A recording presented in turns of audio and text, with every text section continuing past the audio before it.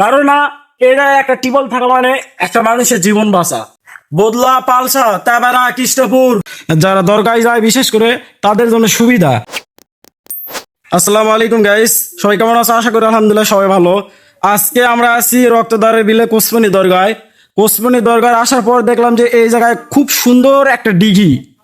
এত বড় দিঘি বলার মতো না, আসলে অনেক সুন্দর পরিবেশ, মেঘলা আকাশ, ওহ সেই লাগতেছে দেখতে। আর আমরা ওই যে যে শ্মশান ঘাটি আছে, এই জায়গায় একটা ব্রিজ নির্মাণ কাজ হচ্ছে, আপনাদের দেখাই। হ্যাঁ, এই জায়গা তারা খুব সুন্দরভাবে একটা ব্রিজ নির্মাণ কাজ করেছে। যারা দরগায় যায় বিশেষ করে তাদের জন্য সুবিধা। এই জায়গায় আগে আপনার ইয়া ছিল, ওই যে ভাঙ্গা ছিল এবং ড্রেন ছিল। এখন তারা খুব সুন্দরভাবে ব্রিজ করছে, আর দুই সাইডে দেখলাম যে সকালে আসতে মাটি লাগাইছে। আর আপনাদের দেখায় যে শ্মশান ঘাটি বলে, ভয়ঙ্কর একটা জায়গা এটা, রাতে কিন্তু কেউ আসে না।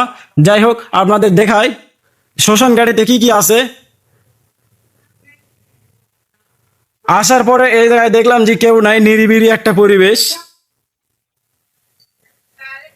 নিরিবিলি পরিবেশ। তার ভিতরে আমি আপনাদের দেখাই, এই যে নিরিবিলি পরিবেশ, কিন্তু আসলে অনেক সুন্দর পরিবেশ, নিরিবিলি পরিবেশ। আপনাদের দেখা এই জায়গায় একটা টিউবওয়েল আছে, আসে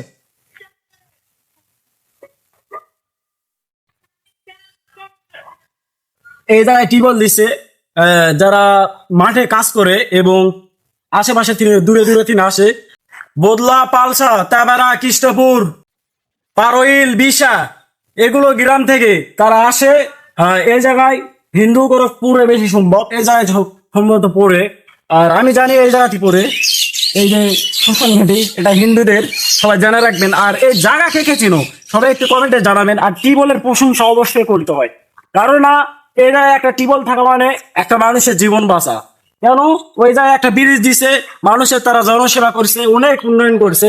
এই হিন্দু যারা ধর্মে আছে তাদেরকে বিশেষ করে বলি, যারা যারা এগুলো জায়গা ছিল সবাই একটু কমেন্টে জানাবেন। আর আসার পর এত সুন্দর লাগলো, আমাকে খুব সুন্দর লাগছে।